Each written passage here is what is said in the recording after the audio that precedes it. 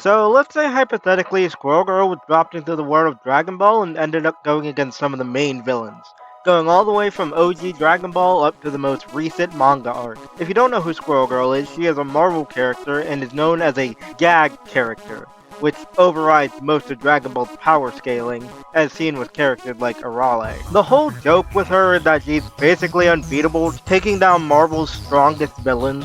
However strong she is just up to debate and whatever the writers want her to do. But a lot of the time, she kind of just talks it out with the villain she's throwing down with. She talked down a planet eater. No, not you, we'll get to you later. She resolved the conflict of 70 different alien species in a way that left everyone happy. Managed to pull Tony Stark's head out of his own ass, which is a feat upon itself, and is friends with many people in the Marvel Universe. But we're starting with this little shit, Emperor Pilaf. Pilaf and his gang are the first villains that our heroes come across in their journey. Emperor Pilaf himself is kinda like a child, if the child was evil and had a lot of tech that he can use. He keeps torture devices in his home whenever his minions aren't doing well, but besides that, he kinda just a goofy slapstick villain. Toriyama made a lot of gag mangas, so of course the first villain would be kinda goofy. I'll be honest, the only way that this goes is that Pilaf shows up with a giant mech, and then it's just that Metro Man scene. How did you do this? Afterwards, he'd probably just be terrified of her, and she'd most likely end up redeeming him like in Dragon Ball Super. Monster Carrot is funny because this guy could be a Squirrel Girl villain. He's a giant rabbit mob boss that turns people into carrots. She's taken on some pretty weird foes. I think the result will be the same with Monster Carrot ending up on the moon. And now we have the Red Ribbon Army. There are a lot of characters here, but I'm only going to highlight some specific ones. Tao is a remorseless asshole who took a hit on a literal kid. He's also a coward. He would be able to beat him. And after that, I think he would just be terrified of her. And I think it's the same outcome for Commander Red and Officer Black. I don't think that she would turn them good, but she would absolutely terrify them. She would also save and befriend Ader just like Goku does. Now, Demon King Piccolo isn't changing his ways at all. He is the concentrated evil half of the nameless Namekian, which split off between him and Kami. Being evil is his default setting. There's no reasoning with him, she'll just have to beat his ass. Honestly, the way that she could handle this is learning the Mafuba. Squirrel Girl doesn't really kill anyone, but she might have to later in this video. As for Piccolo Jr., she is absolutely turning him good. They would start at odds because Squirrel Girl defeated his father, but eventually he would come around. Now let's talk about Raditz. This is an interesting one because I do think Doreen would eventually get him to listen. She would have to fight him. How this goes down is the same way it plays out in the anime and manga. Raditz shows up, kidnaps Gohan, you know how it goes. Squirrel Girl beats Raditz, and afterwards convinces him that the Vegeta and Nappa don't care about him. This could even lead to Raditz helping them. You'll soon regret underestimating me. But as for the other two Saiyans, let's go ahead and talk about Nappa. He's a brute. He's not as smart as Vegeta. He's just in this for a good time and to cause some destruction. Squirrel Girl is going to have to fight him. But afterwards, there's really no winning here. Even if Squirrel Girl does manage to get Nappa turned around and fighting against Vegeta's just gonna instantly kill him. In a one-on-one environment, I do think Doreen would be able to change his mind after fighting him, targeting his pride and ego, as well as the fact that Vegeta sees him as ultimately disposable. As for Vegeta, yeah, no. Vegeta's still in his supreme dickhead phase here. Post-Namek Vegeta I could see. But Frieza is still out there and Vegeta hasn't been knocked down a few pegs, which is what he needs.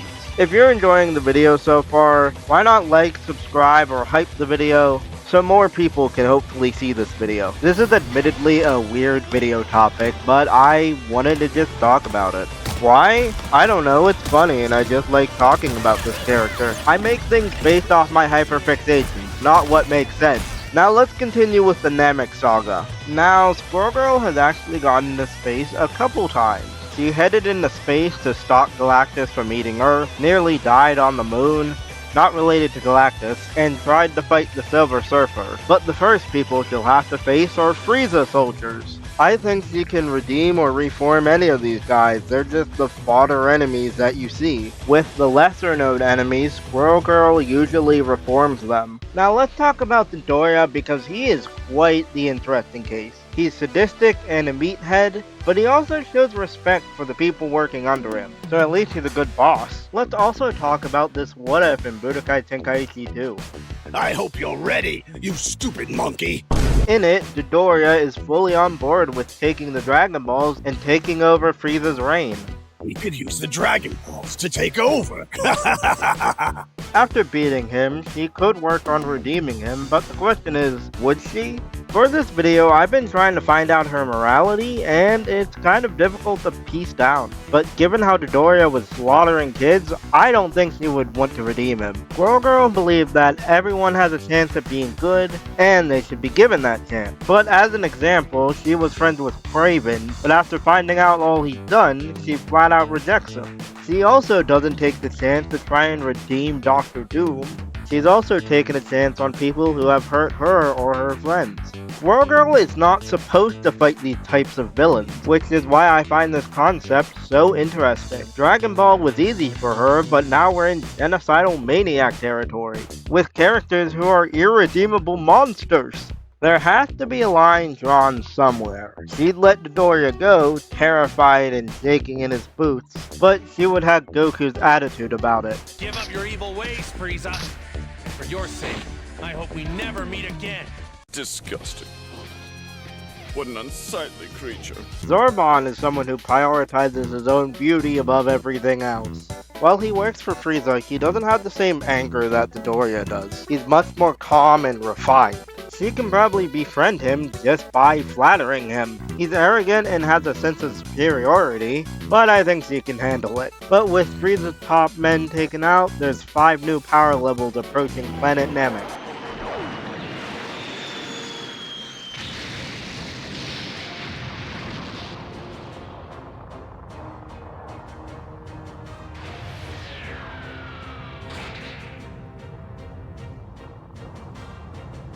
So they've finally arrived.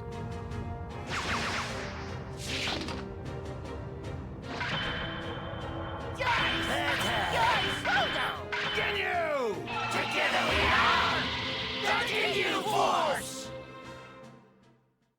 Now, given that Squirrel Girl is a superhero, I think she would be a big fan of the Ginyu Force. Squirrel Girl has been on a team before and honestly would like their style. And I think in turn, the Ginyu Force would respect her. But unfortunately, even if the respect is there, they're still too loyal to Frieza. So as much as she would try to redeem them, she would be deeply saddened when they go back to Frieza. And now the last character to talk about is Frieza himself. And this might be where Squirrel Girl actually snaps. Frieza is as sadistic and as evil as they come.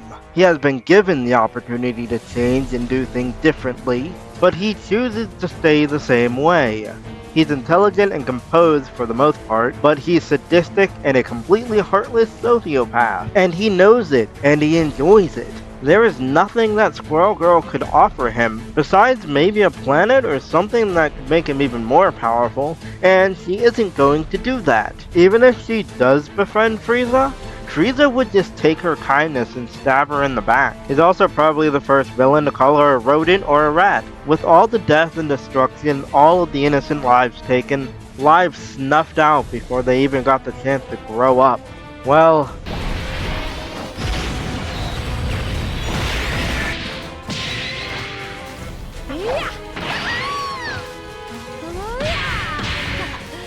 after everything Frieza had done to not only these people, but their planet, and the fact that he refuses to change, this is the closest she has gotten to killing anyone. But luckily she has some friends to make sure that she doesn't go down that dark path. However, if we're factoring Super Saiyan Goku into this, it would probably play out like this. Goku transforms into a Super Saiyan, he tells everyone to leave, he fights Frieza, and then Frieza destroys the planet. Able to survive in the vacuum of space, but can you? Now perish along with this planet!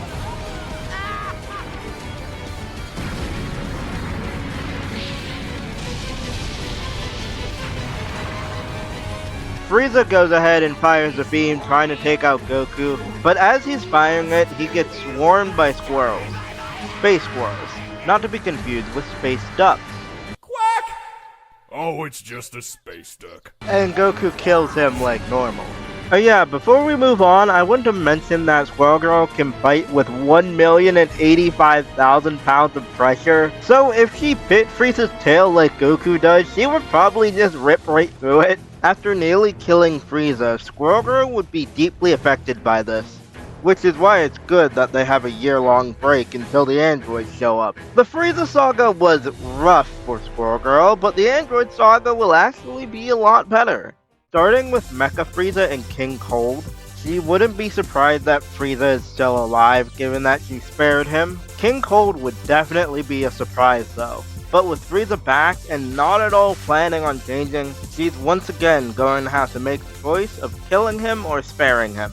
She would still spare him. Frieza was given a second chance and of course decided to still remain evil with it, but maybe one day he won't. A squirrel chews a wire and Mecha Frieza shuts down. After that, Squirrel Girl is basically like, hey, you guys can do whatever you want. She's not gonna kill Frieza, but if anyone else wants to, they can.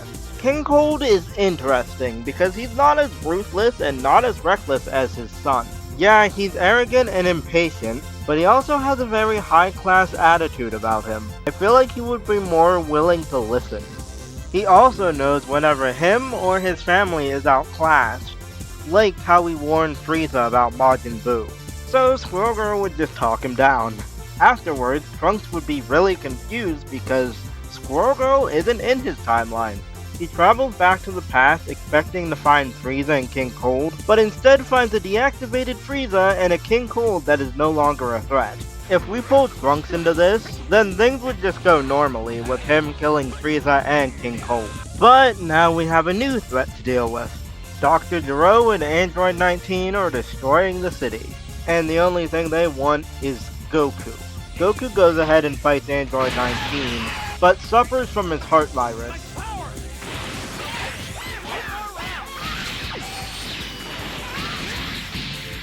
And from there, we can slot in Squirrel Girl fighting Android 19.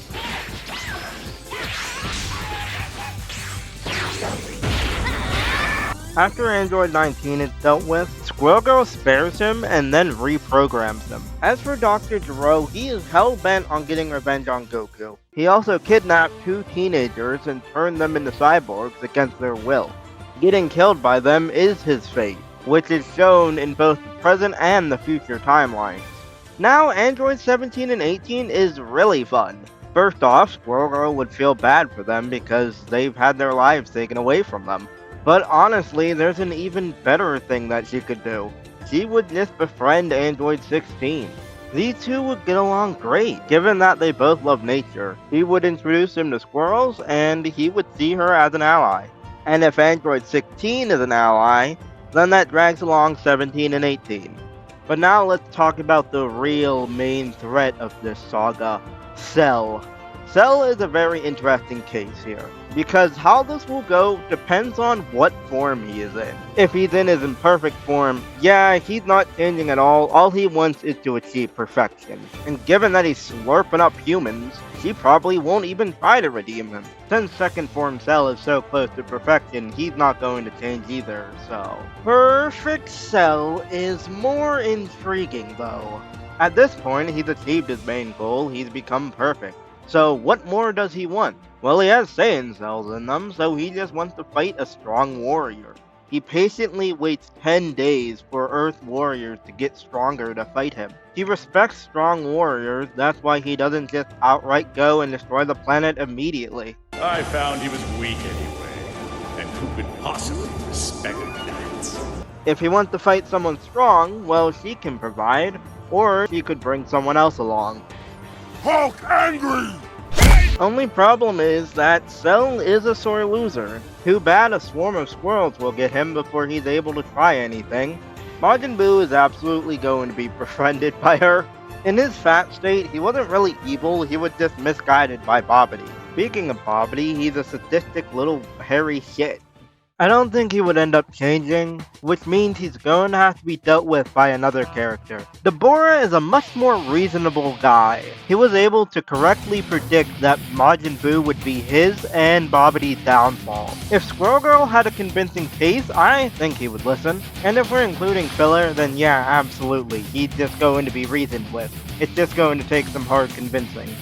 I, Deborah, will find your son at all costs, even if I have to give up my own life! For something different, the Majin Vegeta situation was volatile and personal. As much as I originally thought that she would just defuse the situation, I put more thought into it. Like that's ever gonna happen. This has been building up over years and years, and if she did try to defuse the situation, Goku would have the same reaction, threatening her. She would just have to sit on the sidelines, probably watching over Goten and Trunks, honestly. If we're making a sort of timeline, which honestly I could do a video on that, then this wouldn't even happen. Now let's talk about Super Buu. Super Buu was what happened whenever Evil Buu was expelled from Good Buu's body and then absorbed him. So the evil half is in the driving seat, though he still seems to retain some part of good in him, like whenever he spared Mr. Satan. Satan. If she befriended Majin Buu, then Super Buu would probably spare her. Buu was also willing to listen to Videl because he was Satan's daughter, but he also did end up killing her, although that was also after being trapped in the time chamber with no way to get any candy. But how do we eat candy? We don't. There's none here. None?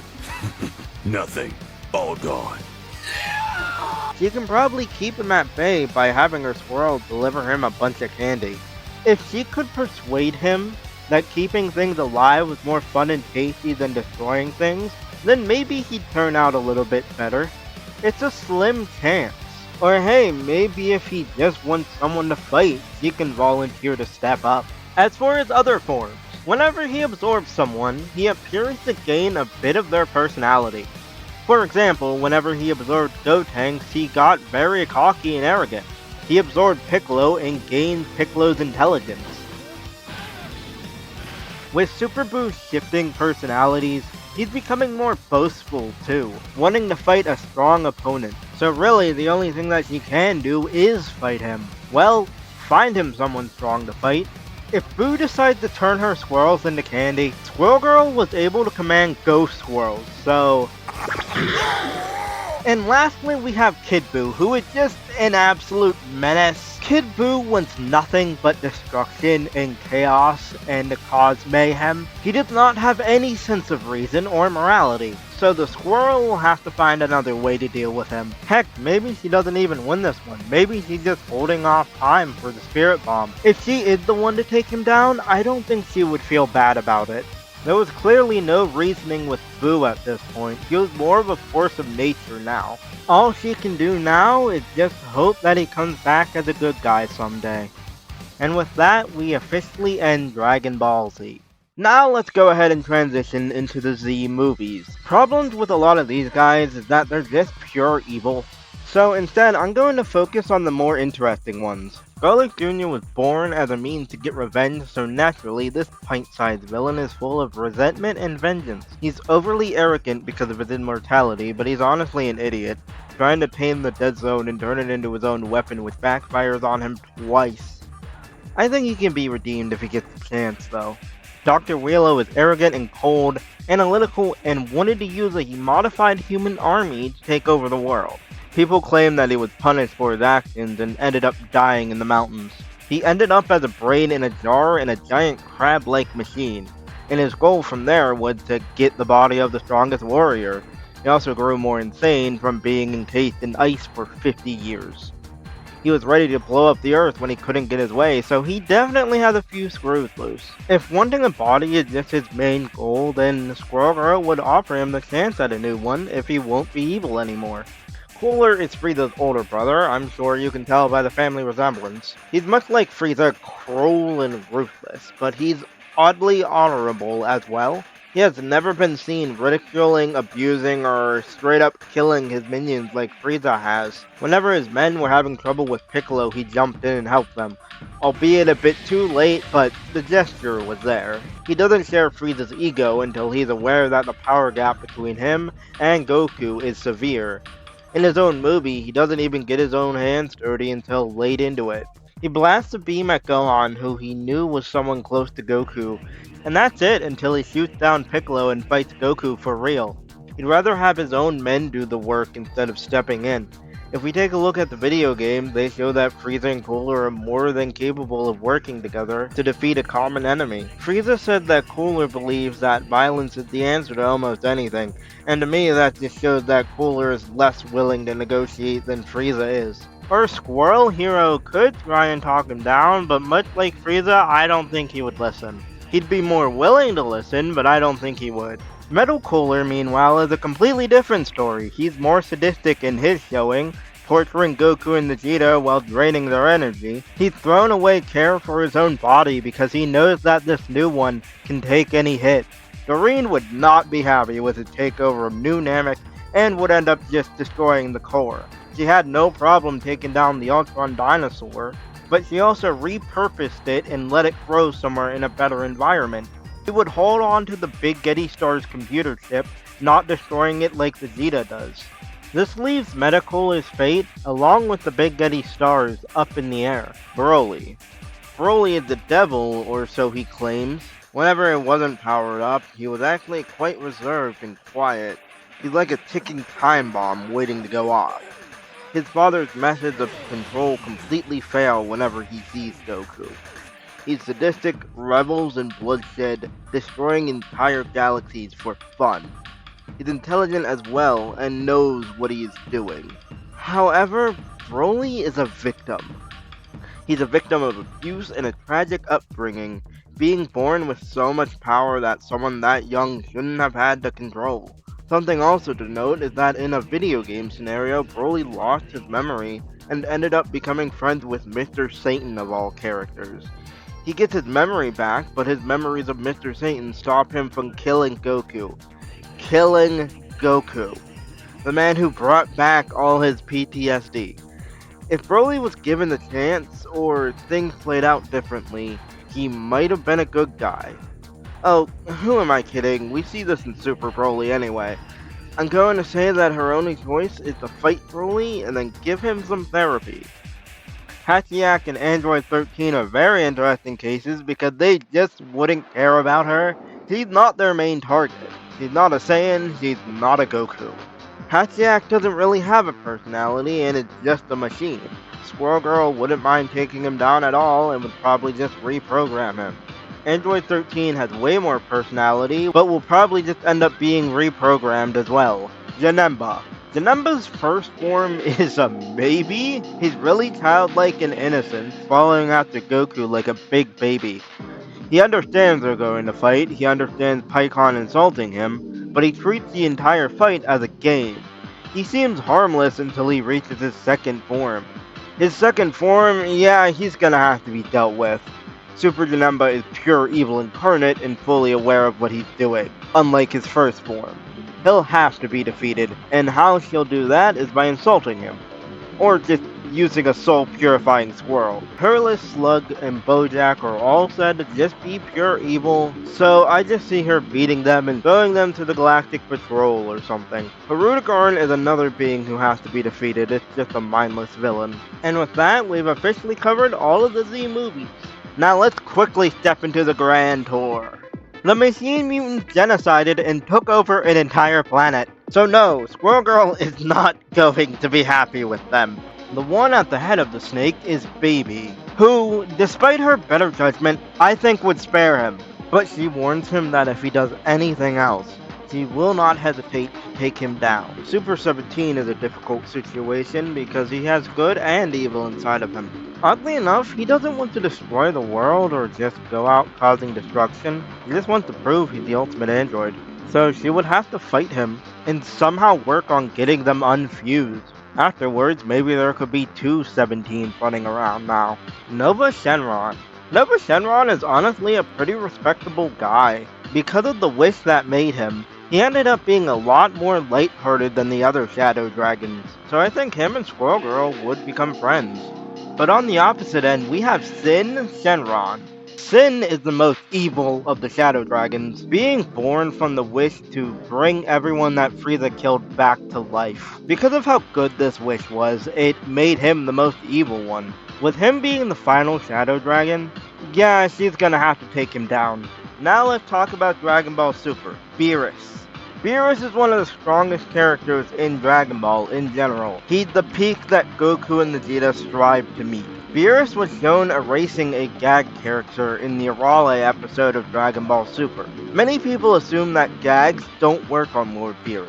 He also knocked Arale's head off with a shockwave, but Vegeta did that earlier in the episode. We don't actually know if Beerus is immune to gag characters or not, but that doesn't matter because Squirrel Girl can make him food. As for the Universe 6 vs 7 tournament, all she'll have to do is fight and just hope her team wins. Beerus and Champa is a rivalry you don't want to get in between.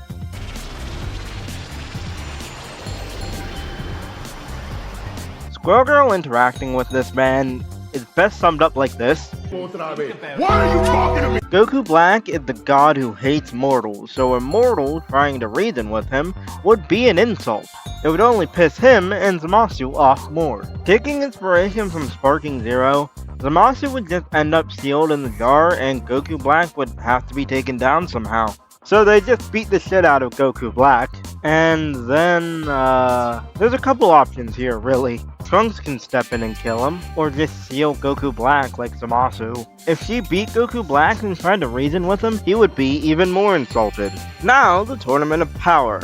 First off, she would easily befriend Zeno. She could convince him on a better way to handle things, but if the Tournament of Power does happen, there's really nothing she can do but fight in it. Moro. Moro is a monster who not only absorbs the energy of planets, but also energy from people.